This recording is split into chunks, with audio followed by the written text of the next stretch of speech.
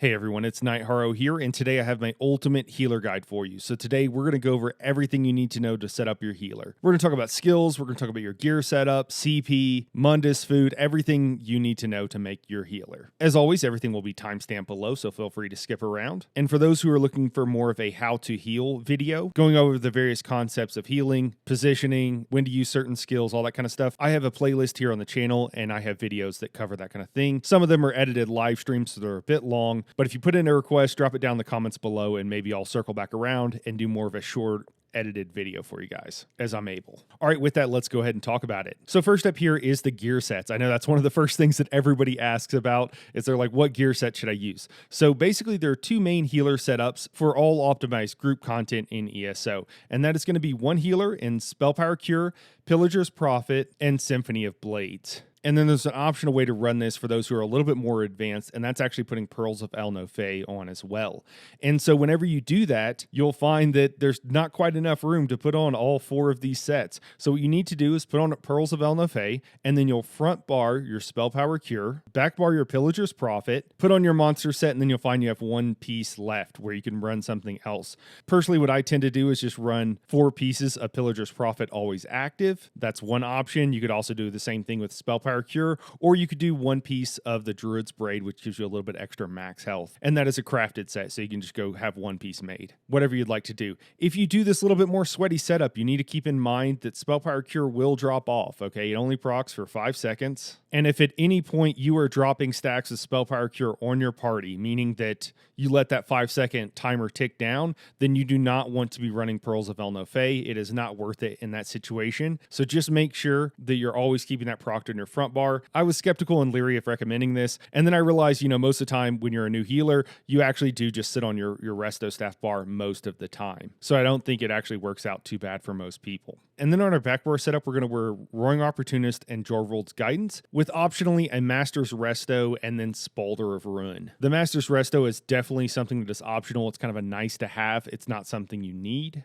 It'll just give you and your group members some extra recovery. And the way these sets work is that Roaring Opportunist will provide your group with Major Slayer, but it only procs for a maximum of 12 seconds. And then you pair that with Jorvold's Guidance, which increases all of your buff up times. However, Roaring Opportunist has a 22-second cooldown, meaning there would normally be 10 seconds of downtime where there wasn't any group buff. And what Jorvold's does is it increases the duration of all of your buffs by 40%, which gives it a 16.8 maximum duration uptime. Now, it used to be that you had to worry about making sure that Roaring Opportunist was proc for the maximum amount of time. Now that's generally speaking no longer a problem in most optimized content, so it's not something you need to build for or really think about, as long as you're making reasonable choices and generally following this guide here. So now to proc Roaring Opportunist, you do need to heavy attack. And so all you need to do, again, is just do a fully charged heavy attack, and that will proc it on you and up to 5 other members. Now, if you're in a trial, obviously there's going to be 8 DPS, and ideally you'd like all of them to have this buff. So what you're actually going to need to do is heavy attack twice during that period. And if you're on PC and you have access to add-ons, Roaring Opportunist is a really great add-on that you can get, and it'll actually have these 2 different timers. One of them shows the buff duration, and then the other one shows the cooldown duration. And so you can see that, okay, the buff is going to run out at 16.8 seconds. That's the duration. And then you're going to have a period of 5.2 seconds where it's on cooldown and you can't actually get the buff again. Now, once you're used to this and you've been doing this for a bit, when that timer gets a little over 1 second, you can actually go ahead and queue up a heavy attack, and that way you can proc it again right off of cooldown, and that's how you get like maximum Roaring Opportunist up times. Roaring Opportunist is definitely the second setup is definitely a more advanced setup, and probably something you want to start off with Spell Power Cure. So probably you want to start off with Spell Power Cure and Pillager's Prophet, and then work on the second setup, which is also harder to get the gear as well once you've healed for a little bit. And then Spalder of Ruin, you just need to crouch to activate this, and you'll see the round circle around you. That just provides more weapon and spell damage for up to 6 group members around you, but it does cost you some recovery, so keep that in mind. This is also why the Spalder of Ruin is paired with Roaring Opportunist, is because you're already going to be heavy attacking, which gives you back a bunch of resources, so you usually don't have a problem missing that recovery. And as far as finding these sets, Spell Power Cure drops from White Gold Tower, which is an old, it's one of the first DLC dungeons, but it's kind of like an an old world dungeon, it's so easy. So Spellfire Cure is one of the first sets you can easily go get. Pillager's Prophet does drop from a trial Dreadcell Reef. However, you just need to run this on normal, especially when you're new. So that's not too hard to do. Basically, anybody with half a decent setup can do normal trials. It's not too bad. And you can even pug it. It'll be a little bit of chaos, but you'll be able to get through it. It shouldn't be too bad. And then Pearls of El Nofe, that's going to be a mythic. And so you do need to get all the leads for that. And then Symphony of Blades drops from Depths of Malatar. That's the last boss. You get the head from killing the last boss on veteran difficulty. So that's going to be a little bit challenging for a new player to get. But being able to do those kind of more difficult dungeons is a good stepping stone on your way to harder content. And then the shoulder for that you actually get with Undaunted keys from the Undaunted vendor. I would strongly recommend that you get a group of guildies whenever you're going to farm Symphony of Blades. I would not pug veteran dungeons. It's generally a really bad idea. You might get lucky, but probably you're not. And you could be sitting in queue for a very, very long time and not being able to find a group. You could also try using the new group finder. I'm not sure how well that would work for pugging dungeons, but it would certainly be better than just like queuing random. And then for our second setup here, Roaring Opportunist drops from Kind's Aegis. Again, you don't need to run it on veteran. You can just run it on normal, collect the set, get what you need. Jorvold's Guidance drops from Scalecaller Peak. Again, just run it on normal. It's only the monster sets that you have to run stuff on vet to get. And then the Master's Resto, otherwise referred to as Grand Rejuvenation, drops from Dragonstar Arena. Dragonstar Arena, even under the best circumstances, takes a really long time to clear. So I would farm all the other gear, generally speaking, and then just get the Master's Resto when you can. Again, it is not required. And then Spalder of Ruin is going to be another mythic, so just keep that in mind. You're going to have to go collect all the leads and do all that kind of good stuff. All right, now moving on to our traits. Oh, also, besides front barring and back barring, when I told you about that, with Spellfire Cure being front barred and Pillager's Prophet being back barred, if you're running Pearls. If you're not running Pearls, you keep all 5 pieces of both active at all times with Symphony of Blades. And then Roaring Opportunist, if you do run the Master's Resto, you need to make sure heavy attacking on your Destro staff to keep that proc. But as far as what you run on your body, what you run in your jewelry, and that kind of stuff, do whatever you want. It doesn't matter. However you collect it, however you want to wear it, it doesn't matter. They're all light pieces, so it just doesn't matter. And then for the traits on the gear, on your body pieces, you want all Divines with max Magicka enchants. On your weapons, you want a powered front bar staff, your Resto staff, and then you can do a lot of different enchantments on that. It's really whatever you'd like. A lot of times people like running Berserking enchants, which increases your weapon and spell damage, which gives you more heals. That can be a really good idea. You could do a shielding enchant, weakening enchant. There's a lot of stuff you could do here. It's really up to you. And then on your back bar, you want an infused back bar. It can be either lightning or ice. You want one of your healers in your group to always be running a lightning staff with Wall of Elements for off balance. You can both run lightning staffs if you want, but you want at least one healer. And then make sure it's infused. And then typically I recommend a Crusher enchant. Crusher enchant just reduces your opponent's resistances. Now, typically a tank will also be using this, but the thing is that an enchantment, even though it procs with your Wall of Elements, which is an AoE ability, the enchantment will actually only proc on one target. So on fights where there's multiple targets that are priority, it's really helpful to have multiple Crusher enchants going. Fights, just off the top of my head, like Triplets in Veteran Halls of Fabrication, the Twins in Dreadcell Reef, the first fight, Reef Guardians in Dreadcell Reef.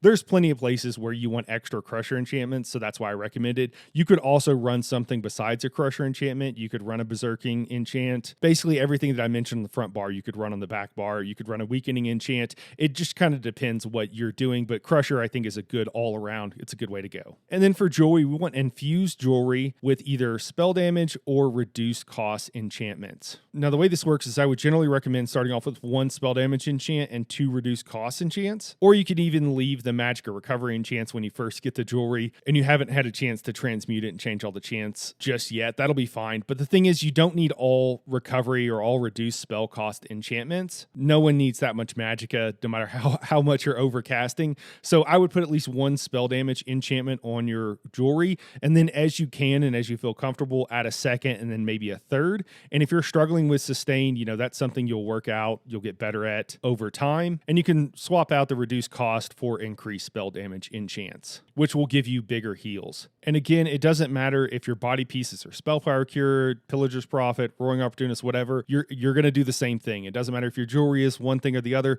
You're going to do the exact same thing on all of your jewelry, and it doesn't matter which one is reduced cost, which one is spell damage or whatever. None of that stuff matters. It'll all work just fine. Now let's go ahead and move on and talk about our skills here. So first up here is Healing Springs or Illustrious Healing. So both of these morphs I have recommended in the past, and honestly, I think both of them have their uses. And I've gone a little bit back and forth on what I like and what I think is best, and I've had arguments with friends, and I have friends on both sides of the spectrum that think that one is the obvious choice or the other one. I would say if you're not going to change the morphs on your Healing Springs or Illustrious Healing, I would go with Illustrious Healing. The extra duration lasting 15 seconds is really needed with some of the other shorter duration skills that we typically have on our bar. Now this will vary a bit depending on what class you're on. Some classes have very long heal over time abilities, and so it's not as much of a problem on those classes. Other classes have really short buff durations or short heal over times, and so you just run out of time to be able to keep up all of those heal over times and also keep up Healing Springs. So in that case, it's better to run Illustrious Healing. So both of these are fine. The thing is that Healing Springs will give you some recovery, which can help you with sustain,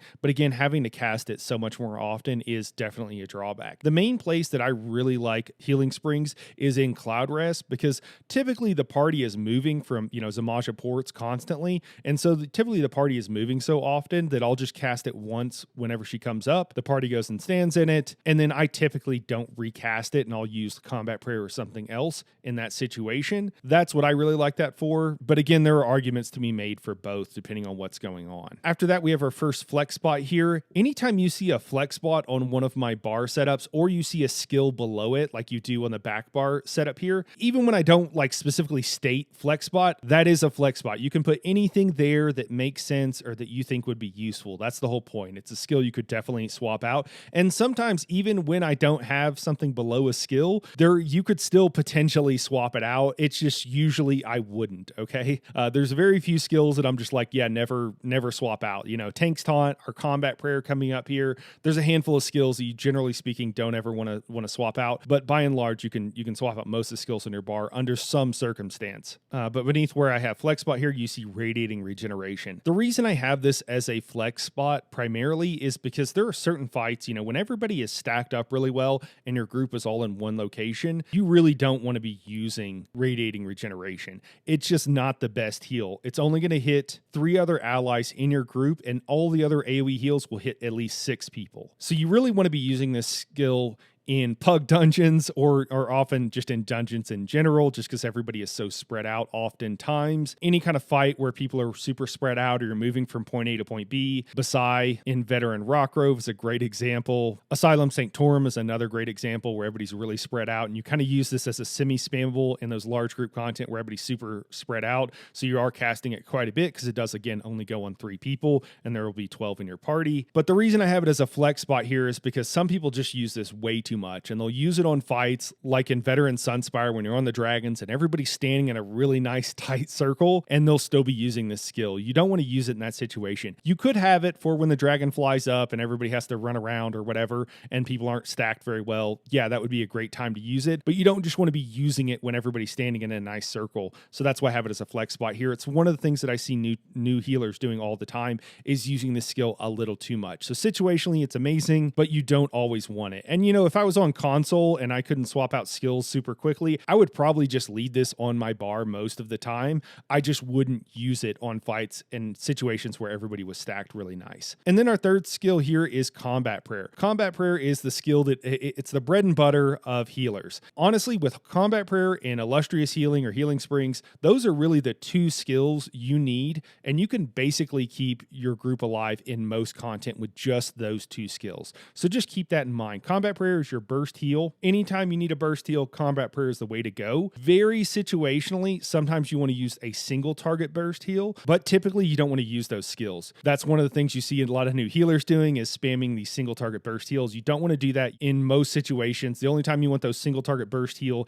is whenever there's a healing mechanic that you need really big burst heals, like Tombs and Veteran Sunspire, First Boss, Insanity's Edge, and there's a handful of other locations, okay? So Combat Prayer is your bread and butter. Combat Prayer, in addition addition to healing and being a really great burst heal, it also provides your group with both Minor Berserk, which increases their damage done by 5%. Again, as we mentioned, this will only affect part of your group, so you do actually need to cast this twice to hit everybody in your group. So every time you're kind of doing your normal combat prayer rotation, you will hit this skill twice to make sure you hopefully get everybody in the group. You can use an add-on like Buff the Group to be able to check too that you have that procced on everybody. I really like that particular add-on and use it quite often. And then the other thing it does is it provides your group with Minor Resolve. Minor Resolve increases the physical and spell resistances by just under 3,000, and your group and your tank is typically counting on you using this ability to keep Minor Resolve procced on them, okay? So reducing everybody's damage taken is just basically a proactive way to heal. And so again, there's a lot of reasons. Combat prayer is the bread and butter, okay? You want to use it all the time. You want to use it as your burst heal. You want to use it for damage buffs. You want to use it for survivability buffs. Combat prayer is, your primary skill that you use on a healer in addition to healing springs or illustrious healing. And then after that, I have class skill here. This is just another flex spot. Most classes typically have, it kind of depends what class you're playing. Some classes have a bunch of class skills that you really want to use as a healer. So for example, a Warden has quite a few. And then on the opposite extreme, there's like Nightblade that has maybe one sometimes, maybe two, but really there's only one heal on a Nightblade. It's your refreshing path that you always want to have. And then when you talk about a Warden, you want to have Frostcloak for like the major resolve. You want to have Budding Seeds because it's just a really great heal. You want to have Fetcher for the debuff and so on, right? There's like, 4 or 5 skills for a Warden you want to have. Similarly with some of the other classes as well. An Arcanist tends to have a handful of Arcanist skills on your bar. So it kind of just depends what class you're playing. But again, just take this as a flex spot. You can put anything here. It doesn't have to be a class skill. It can be anything that is useful for your group. And then our 5th skill on our bar, which may be a surprise to those who are not familiar with healing or haven't healed in a long time, is going to be Echoing Vigor. Echoing Vigor is just a really great sticky heal over time. And what I mean by that is when you proc Resolving Vigor, it provides a heal over time to those people that it hits. And then if they can move anywhere and that heal will stay ticking on them. So that's why this is so useful. Similarly to the situations you would want to use Radiating Regeneration, Vigor can be really good. The thing is that Vigor is such a strong heal that it's actually helpful even if your group is stacked up to still use it. And then it's also really nice, or can be really nice, that it is a stamina costing ability. If your stamina is sitting at full, you're kind of wasting all of your stamina recovery. So with the hybrid meta, this is one way that you can help manage your resources and not have all Magicka costing abilities on your skill bar. You do need to cast this twice to get the heal on everybody in your group, so just keep that in mind. And generally speaking, for those who don't know, any AoE heal that says it heals everybody in a particular radius, it never heals more than 6 people. At least there is none that I know of. There could be some obscure skill or something that I'm forgetting about, but generally speaking, your illustrious healing will heal 6 people in the circle. Any kind of class heal like Budding Seeds or Refreshing Path will only heal 6 people. And so combat prayer is the same way. So that's why sometimes if you don't have enough heals down on your group and you've got 8 to 10 people standing there, 8 DPS, 2 healers, you'll find that one person, might die or something randomly. It's just because the heals picked someone else and they didn't get healed. So you need more heals on the ground. And then our last skill on the bar is going to be our ultimate. And what I recommend is Reviving Barrier. Reviving Barrier is typically here just for the passive. Just having it on our bar will provide us with 10% Magicka recovery from the PvP skill line, as long as we're spec'd into that passive. It's just the first one there. Although to be able to put the second skill point in it, you do need like PvP skill line to like 9 or something. So you do have to go quite deep into the PvP skill line to get maximum effect from this. This is again just a way, typically we don't want to be using barrier. Sometimes I'll see healers spamming barrier off of cooldown. You really don't want to be doing that. You absolutely don't need to do that. And if you feel like you need to do that, it's because you're not doing the basics of healing that you need to be doing. And so you want to really figure out that. Barriers really just used situationally. Sometimes it can be really, if something goes wrong, a tank dies and then a boss is like, one-shotting DPS and you just need a second to catch your breath. Or if one of the healers died because someone dropped taunt and you're by yourself or whatever, Reviving Barrier can be a great skill to use kind of as like an oh shit heal to be able to keep everybody alive, to be able to get some reses and stuff like that. So it's totally fine to use, but I just wouldn't just spam it proactively off of cooldown. That's not a good idea. The other thing is you often will see in organized groups with Pillager's Prophet. Pillager's Prophet, whenever you use your ultimate, it actually gives ultimate back to everybody else in the group. And it has its maximum effect when you're at 400 ultimate. So in some groups where they have a normal rotation of Warhorns and Colossuses or Turning Tide for that proc, they'll have whoever's wearing Pillager's Prophet use their barrier at 400 ultimate so that the rest of the group can get back ultimate so they can increase damage. In that case, you're not really using it as like let's keep everybody alive skill. You're just using it as a way of giving everybody else in the group more ultimate, but just do whatever your raid lead tells you to do in that situation. And that is it for our front bar. Let's go ahead and move on and talk about our back bar here. So the first thing on our back bar is our Wall of Elements. Wall of Elements, so there's one skill from every skill line that will help keep your back bar enchantment procced even when you're on your front bar. And for a Destro staff, that is Wall of Elements. So that's why we have this here. As long as we keep our blockade down, it'll make sure that our back bar enchantment stays procced even if we're on our front bar. So that's why we have it here, and that's why it's so important. Although if you are light attacking and bar swapping, like in really sweaty groups, you will see that sometimes people will take off this Wall of Elements in certain situations. But again, that you can take off everything in certain situations. Generally speaking, you want to leave blockade on your bar. After that, we have a couple of room for some flex spots on our back bar here. Put a class skill here or one of these useful skills or something else here, whatever you would like. And then our fourth skill, we have Energy Orb. So this is the healing morph of Necrotic Orb from the Undaunted skill line. Oh, and I'm sorry, I forgot to mention where some of these skills are. So we just talked about Destro Staff with our blockade. Our first three skills on our front bar are going to all be from our Resto Staff skill line. And then Echoing Vigor is actually from the PvP skill line as well as Reviving Barrier. And we'll see that, PvP, unfortunately, is a skill line you have to level as a healer. It's really important. But our Energy Orb here is from the Undaunted skill line. This is used for a couple of reasons. One, it's a good heal. Two, it also provides a synergy to our group and can often be really useful to provide that to our tank. So even if you don't have a really good class synergy that you can give your tank, you can always give them an orb.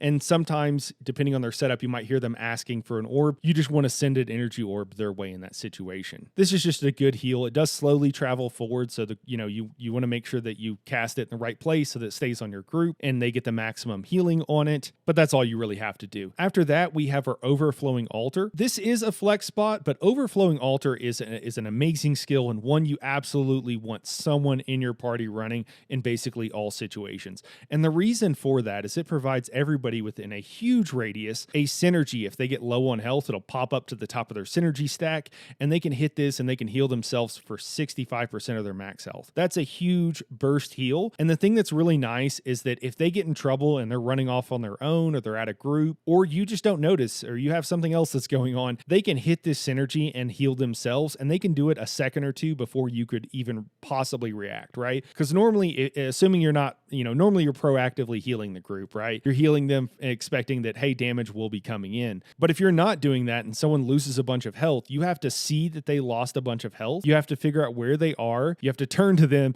and then you have to heal them. That will take at least a second, and probably it might take 2 or 3 seconds. Whereas if they take a bunch of damage, it doesn't matter where they are, but they're within the radius of this altar, they can just hit the synergy and instantly heal themselves back up. Okay. So this is kind of a really great oh shit heal, especially for your tanks, but for anybody else in the group to be able to heal them very quickly. The other thing with this skill is you only need one in a group. You don't need multiple people running this. Typically that will be a healer, but just communicate with your other healer and talk to them and figure out, hey, are you running this or am I running it? And only one of you needs to be doing that. Typically classes like a Nightblade that doesn't have a lot of great class skills will tend to run this, and classes that have a bunch of great class abilities that they want to run on their bar, they won't have the bar space for it. So they have to sacrifice something for it. So just keep that in mind as far as figuring out who's going to run what. And then beneath that, I have Circle of Protection. This is from the Fighters Guild skill line. This is another stamina heal. It's actually a really good heal. It is stationary and it's not a huge area that it's in, but it also provides minor protection for your group as well as minor endurance. The minor endurance is kind of less important, but the main thing is the minor protection, which reduces everybody's damage taken by 5%. There are certain fights where this can be really useful, and it can also be useful sometimes to have another stamina heal, so that's why this is here. And then our last skill on this bar is going to be our back bar ultimate. This is our Aggressive Warhorn. This just gives everybody in your group extra max stats, which equates to damage, as well as giving them major force, which increases everybody's critical damage. This is one of the most important buffs in ESO, in group content, and something you typically want to have a rotation going. So you'll be asked to run this quite often. I will note on both of these ultimates here, are both our front bar and our back bar, there are certain class skills that at certain points you could swap out and run instead of these. This is again kind of a generic build. So, if you're looking for class specific stuff, just realize there could be a reason why you wanted to swap out one of these skills. And I have a bunch of class specific guides here on the channel, so feel free to go check those out if you want more nuance. Again, just don't think that just because I don't have a drop down thing under this, that there isn't a situation where you might not want to flex out this skill.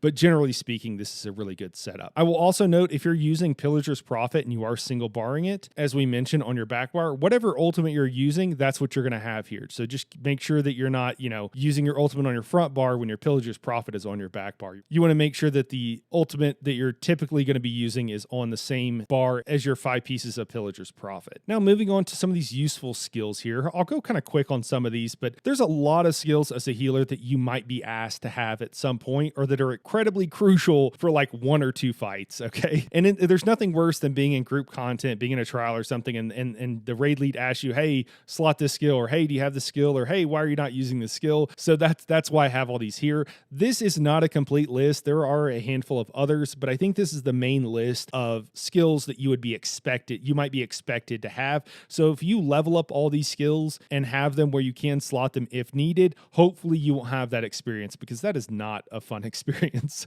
All right, so first up here, we have Crushing Shock. This is from the Destro Staff skill line. The whole point of this is just to have a ranged interrupt, and sometimes it can be useful to have a healer that has one. Next up here is Bone Surge. Bone Surge is incredibly useful in Veteran Cloud Rest whenever Zamaja does her Baneful attack in Execute. This is almost a required skill. It's not really required, but it is incredibly useful. So what happens is you cast this skill, and then a synergy will pop up for other people in the group. Whenever they use that synergy, it'll provide them with a shield equal to 30% of their max health, and just as importantly, it'll also provide them with Major Vitality, which increases their healing received by 16%. Whenever you have healing mechanics, typically there's a healing debuff of around like 70%, which means that every heal you cast only has like 30% of effectiveness, so it can be hard to heal them out. And then the other thing is, whenever you have healing checks, you want to stop the target from taking more damage. That's incredibly important, and I think something that most people don't understand. Whenever there's a heal check, putting a shield on that person so that they stop taking more damage is the most important thing, and then it'll be much easier to heal them out, because if they're taking damage and you can only heal them for 30% of your normal value,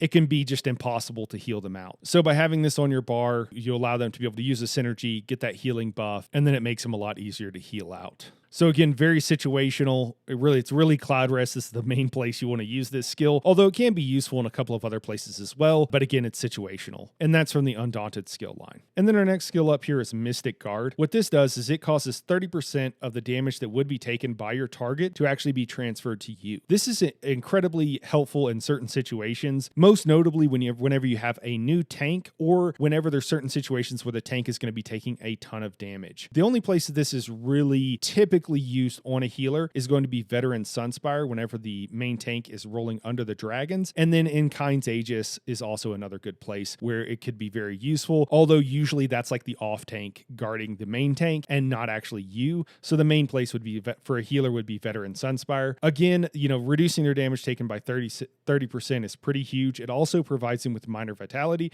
which increases their healing received by 8%. So it causes them to take less damage and to get a lot more heals. You can also use this on newer tanks whenever they're learning to help them survive a little bit more. And it's something you might be asked if you're in a training group and the tank is dying a lot to slot if you have it. I will note that Guard is one of like the only skills in the game where you have to have this double bard, and then you cast it and you'll see a tether go onto the other person. That tether does have a range, so if you go too far away, it will break the guard and you'll have to recast it. And if you don't double bar it, whenever you bar swap, it'll drop. So you need to make sure that you cast this, you have it on the person, and then if you want to turn it off while you're still in range, you just hit it again, and that will remove the tether. And again, that's from the PvP skill line. I'm not sure if I mentioned that. And then moving on, we have Healing Ward as our next skill here. Healing Ward, what this does is it provides a damage shield for your target, which can increase by up to 100% depending on the missing health of your target. And then while this shield persists, the target is actually healed for 33% of the shield's remaining strength. So Healing Ward is an amazing skill to use whenever you have a heal check on one particular target. The place where this is most used is Veteran Sunspire. On Locustes, the Ice Dragon, whenever you have the tomb mechanic. So you have a DPS run into the tomb, their health gets chunked down. I think it's like 30% is what it goes down to. You cast Healing Ward on them, which will be, again, up to 100% extra value based on their missing health. And then not only is the shield healing them while it remains on your target, it's also doing the main thing, which is stopping them from taking more damage, and then you can easily heal them out after that, and it works really well. The thing with Healing Ward, and if you're ever doing those kind of things, it'll choose the target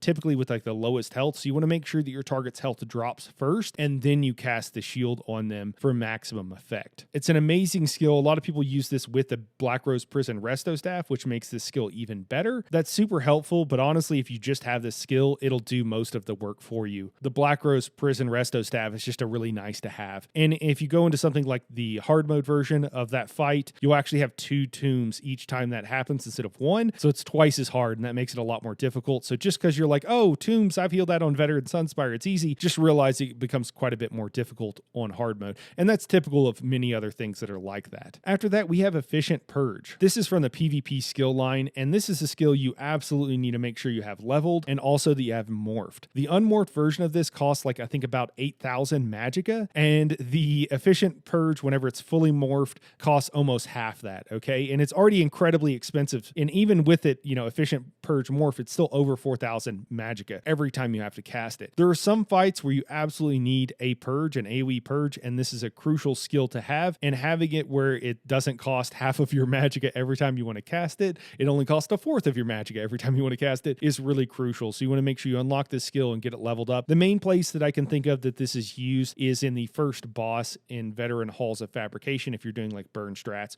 or even if you're not doing burn strats. It's really important to have. And there are some classes that have some source or way of purging, but having Efficient Purge, even in those situations, is still pretty useful because of the way the various skills work. After that, we have Race Against Time. Race Against Time is from the Psijic skill line, and this is kind of a niche skill. If you're on a class, some classes have some source of major expedition and or to remove snares. If you have that, both of those things from your class, then you don't really need Race Against Time, but a lot of classes don't, and so this can be a really useful skill. So what this does is it gives you a 30% speed increase via major expedition, and also removes all snaring effects. The main place you want to use this is going to be Cloud Rest if you're the kite healer, but there are several other situations where it can be really important not to be snared so that you can kind of kite. A lot of times as a healer, you're used as bait.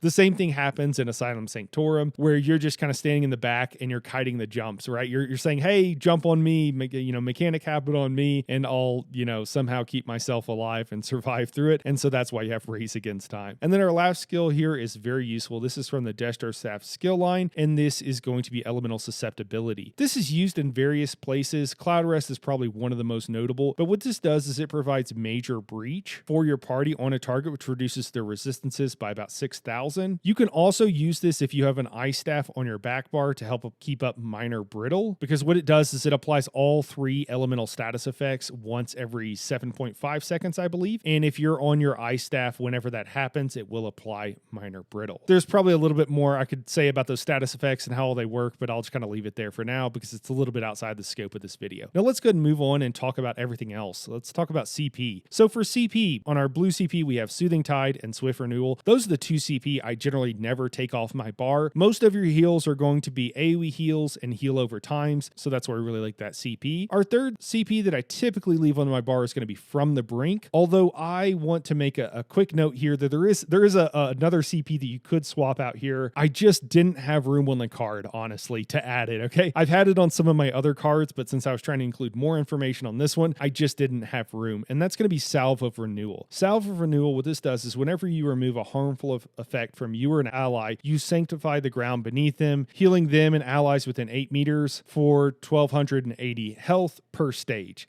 This effect can occur once every 10 seconds. So on fights where you're having to purge, we just talked about Efficient Purge, on fights that you need to purge people in your group, having Salve of Renewal is huge, okay? It will make fights so much easier because they're already taking a bunch of damage, right? That's why you're having to purge them. This also happens in the Twins fight in Maw of Lorcage. But if you're casting a purge, you're not healing. So what this does is it allows you to kind of do both things at the same time and can absolutely keep people from dying in your group. So any fight where you need to purge, you need to put on Salve of Renewal, and I'm sorry, I just didn't have room to include it on this card. It's already so packed full that it might be getting hard to read, and I hate that. I want it to be easy to read and just a reference guide, but I wanted to try to include more information on this card. So Salve of Renewal, it's a great CP. You want to use it situationally. And then beneath that, we have an Enlivening Overflow and Hope Infusion. So Enlivening Overflow, whenever you overheal yourself or an ally, you grant them health, magicka, and stamina recovery equal to 0.5% of your max magicka up to the cap of 150 every 6 seconds. This effect can occur once every 12 seconds. The details of this are not important. The idea here is just that whenever you overheal yourself or an ally, you give them more recovery of all types, which is really important to have in a group to make sure that the DPS and tank and yourself sustain, or the other healer,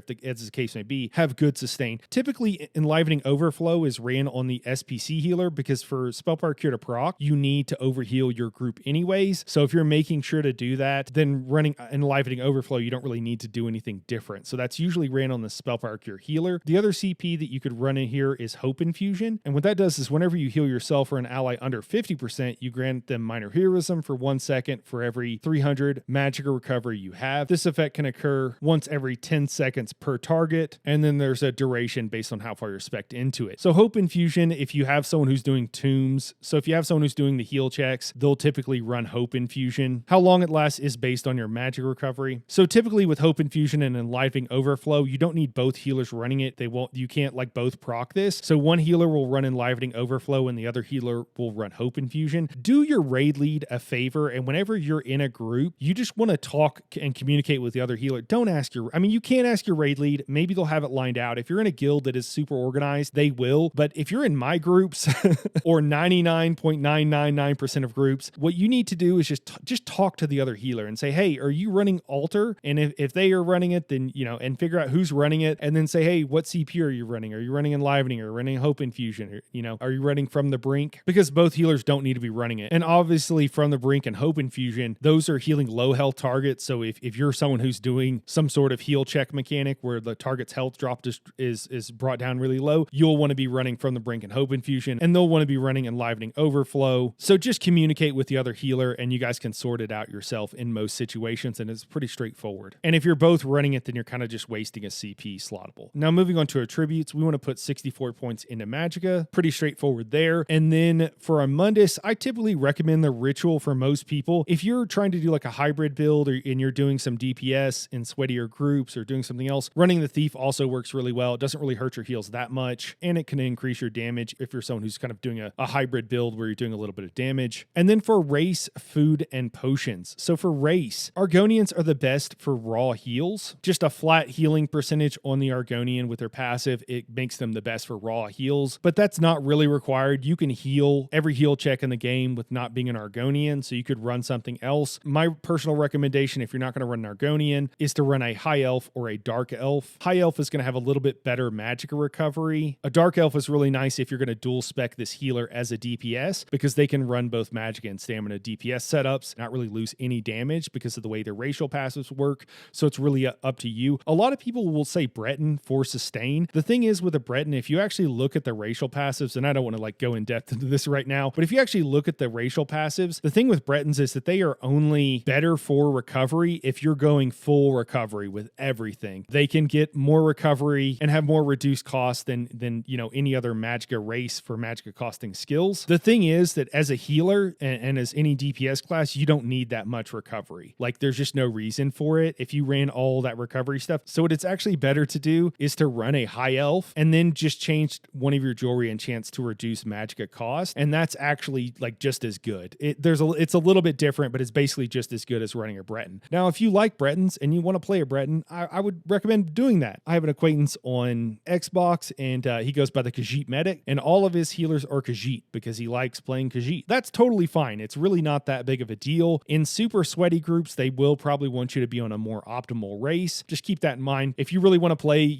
X race, just play X race, whatever race that happens to be. But these three are the best and what I personally recommend. Again, Argonian being the best for raw heals, Dark Elf being the best if you're going to dual spec into some sort of DPS, and then High Elf will provide you with the best magic recovery. And then also if you spec into a Magicka DPS, it'll work just as well. It'll be meta still. If you want to do a stamina DPS, then you'll lose some damage. And then for food, I typically recommend Ghastly Eyeball or Witch Mother's Potent Brew. Ghastly Eyeball gives you max Magicka and Magicka recovery. That's the best thing to do if you don't need extra health, is just to run Ghastly Eyeball. It will be really nice for recovery. If you need a little bit of extra health, a little bit of comfort and safety from having more extra health, I would recommend Witch Mother's Potent Brew. This just provides you with max Magicka, max health, and then Magicka recovery. And then for potions, so as I mentioned earlier, we do have several stamina costing abilities on our bar, and there are situations where, we can not have enough stamina to roll dodge, or it can be a problem. Maybe we have a new tank and they keep not taunting things and we keep having to roll dodge attacks from a mob or from a boss. Running Tri-Stat in that situation is definitely what I would recommend. And honestly, it's something you can do most of the time and it can work really well. However, for maximum heals, running spell power, the expensive